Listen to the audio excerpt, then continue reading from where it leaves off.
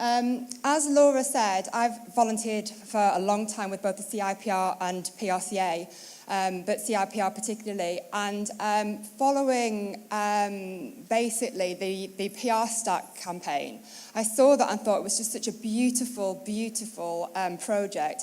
It kind of sparked off some ideas within my own head, because I'd always had a dream to write my background's agency, to write a book which was basically an agency handbook which said, okay, what are the challenges facing us today? Where are the obstacles? How do we overcome them? And I started to talk to people and took the idea around. I actually spoke to Stephen Waddington first and said, I've got this idea. What do you think about it? I can't do it on my own. There's no way I could do it justice. What happens? What do you think? Should I throw it out to people? And I gave him a bit of a spec. And he added to it and said, yeah, go for it. And basically from there, that's where Future Proof was born. So today's agenda really is just to talk to you, not about me, but about Future Proof. Talk to you about the PR profession, where it's come from, where we are today. And what I'm going to do is there's a little bit of a rallying call, I suppose, at the end. So if you bear with me, I'll just start to talk you through that. I actually went for a coffee quite early on with, I don't know whether people know Dr Jon White, who I have huge amounts of time for. He is a consultant at Henley Business School, but also does his own consultancy. And he wrote a paper in 1999 about what PR really had the opportunity for, how much it could achieve. And I sat down and talked to him, and it became very clear very quickly that actually this is what I needed to focus Future Proof around. John presented this paper. Now, this is back in 1999, remember. He basically said, we as an industry have huge opportunity. That everything is at our feet if we get this right. And he basically talked about how we needed to understand business and management as practitioners, and that if we continued our professional development and if we used the technologies at our fingertips, that we would become the trusted advisor to the organisations we were working for, and that our status would be high and would be seen as elite professionals. Now, basically, we didn't really do that. We kind of missed the opportunity. We then started to get very tactical, and we still get caught up in that, and nothing really changed. John's a bit of a god to me. It really drives me insane when people talk about, do we need to rename public relations? No, we don't. We actually have a really good name for what we do, and we just need to reframe our approach. We get absolutely stuck at entry-level PR. As he said himself, about being technically competent. Oh, it's okay because I know how to do some nice designs and I can use Canva and I can, wherever it might be, whichever app you prefer. It's not what it's about. They are tools, they are channels. That's what we've got at our disposal. Where our opportunity lies is at a much higher level in terms of helping organisations, to come back to the first session, find their purpose and where they sit in society, and helping them engage with their publics for mutual benefit.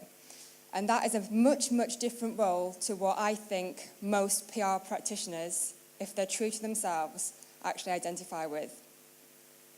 So for me, it's very much about how do we help companies test their principles? How do we get to the management team so we can help them do that and so they actually value our advice? It's about keeping who we're serving front of mind. In Future Proof, and what I'm going to do throughout this, you'll see a few quotes that I've pulled out, but there is honestly so much useful insight that is sat in this book, it's untrue.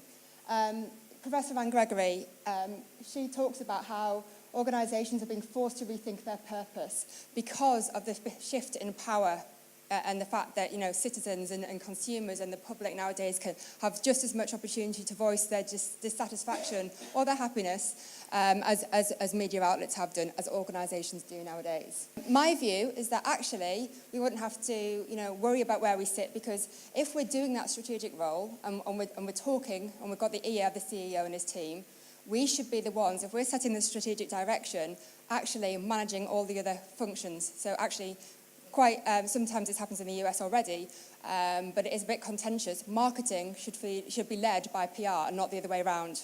Because quite often, PR sits underneath somewhere and has to follow what marketing and advertising, all the other teams are doing. That's not where we should be. And that's where we can change things if we reframe things in our own mind and react accordingly. 40% of executives cite reputation as their number one boardroom risk. Why the hell are we not in there? Whose job is it to manage reputation? It's ours. So who are they talking to? Well, according to John says CEOs from his other research are worried because there's only a handful of PR practitioners that have the reputation to provide advice at that senior level. There's loads of us in the room, we're more than competent. We're all investing in CPD. We need to get in there and show our worth. Wikipedia. Public relations is the idea of creating coverage for clients for free. Rather than marketing or advertising, the public relations professional must know how to effectively use the most powerful tool of the public relations trade, publicity. I was like, brilliant. Max Clifford, eat your heart out. Next one, I mean, it's so disheartening. Global Communications Report 2016. Public relations continues to place craft ahead of technical skills. Writing, 89%, leads the list of competencies for a public relations practitioner. Writing. Not strategic consultancy, not business and management skills, writing. Well done, us. And then we've got CIPR, State of the Profession 2016. These are all things published in the last couple of months. Evidence of evolution from media relations to content creation. For the first time in 7 years, media relations is no longer the primary way in which most or at least some of PR professionals spend their time. In this year's survey, 81% indicate most or at least some of their time is spent on content creation. If we want to improve our value as practitioners, if we want to get taken seriously around the board table, we need to shift away from entry-level tactics and behaviour. And we need to think about outcomes and think holistically about really where we can add the most value and what public relations can really bring to the table. Very few standards in public relations. We like to think of ourselves as a profession. We're not quite there yet. So, like I said, I'll keep it quite short and sweet because it's more, like I say, a rallying cry and a call to action. There's no excuse for us not to be delivering at the top of our game, especially now we have this new global body of knowledge project, which has been led by Joanna Fawkes and Anne Gregory, who I mentioned before. This is a brilliant, brilliant piece of work. I've had a look at it and started a little piece of gap analysis on it for the CIPR. But basically, from entry level to intermediate right through to senior, it starts to map out all the different skills that we need. And it takes a really holistic view. It's not just about being technically competent. It's about, right from the beginning, do you understand strategy? How do you apply it? What kind of leadership skills do you need? And it's perfect. It's perfect for employers who want to know how to bring their staff on, and it's perfect for individuals who want to progress their career, and so they can go and do it, take some individual responsibility outside of their employer if they so choose. So the call to action really, it's just the last bit before lunch, is please, please reframe public relations in your own mind if you don't think of it as a strategic management discipline already. Please do read Future Proof. Hopefully there's something in it for everyone. The feedback has been tremendous. It was surprising how many people jumped on board at that senior level as quickly as they did. The appetite has been such, we've got a number of chapters that are being worked on again. For the next one, I'll hopefully have that out in autumn. So when I do a call out, we have a future-proof community, which you can find on Facebook just by searching the term. It's We Are Proofed on Twitter. Please do, get involved, because I will shortly go out and say this is the spec and this is the gaps we need for the chapters. So we'll be looking for specific experts in different fields. And check out globalalliancepr.org, because that's where you'll find the competency framework, and then you can say, how do I match up to that? And be honest with yourself. As I said to John, I completely agree with everything he said. I know that I, like to think I work at a higher level. I've got a lot of work to do, going by what his standard is to be at the top. And then it's about being an evangelist, really, a bit like me, shouting at you all here, come on, we can do better, but we can. And if we all do that, and if we all take responsibility for ourselves and change the way we practice, actually, it won't be long before there's a lot of us operating at that much, much higher level. And that's how the future will remain bright for PR practitioners.